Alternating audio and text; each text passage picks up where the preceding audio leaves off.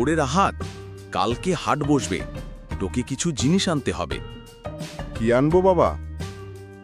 ঘরের জন্য লবণ তেল আর গরুর জন্য খড় কিনিস। আচ্ছা বাবা, আমি কাল সকালে বের হব। আরে, এই গরুগুলার ওপরেই তো আমার সংসার চলে। যদি এরা অসুখ করে বসে, আমার শখ শেষ হয়ে যাবে।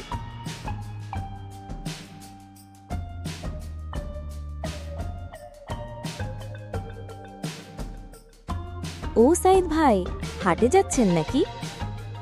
হ্যাঁ বুবু, কিছু খড় আর ডাল কিনতে হবে। তাহলে আমার জন্য একটু নুন তেল নিয়ে আসবেন। আমার স্বামী শহরে গেছে, আমি একা কিছু আনতে পারবো না। ঠিক আছে বুবু, আমি নিয়ে আসব।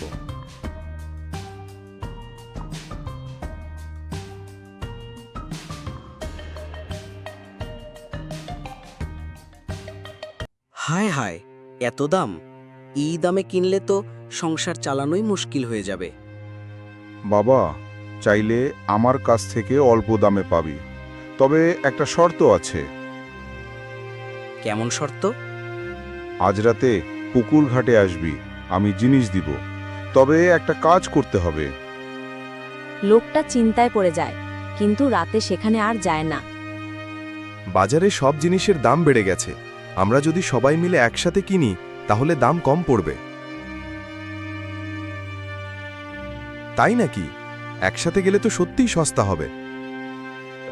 হ্যাঁ ভাই, আলাদা আলাদা কিনলে ব্যবসায়ীরা দাম বাড়াবে, একসাথে গেলে তারা কম দামে দিতে বাধ্য হবে। তাহলে আজই আমরা একসাথে কেনাকাটা করি। আহা, একসাথে থাকলে সত্যিই শক্তি হয়।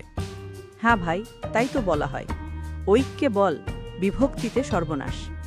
মনে রেখো সবাই, কেউ একা শক্তিশালী নয়, একসাথে হলেই মানুষ জয়ী হয়। দেখেছিস রাহাত, মানুষ একা হলে দুর্বল হয়, একসাথে হলে শক্তি হয়। হ্যাঁ বাবা, এখন থেকে আমি সব কাজে বন্ধুদের সাথে মিলেমিশে চলবো।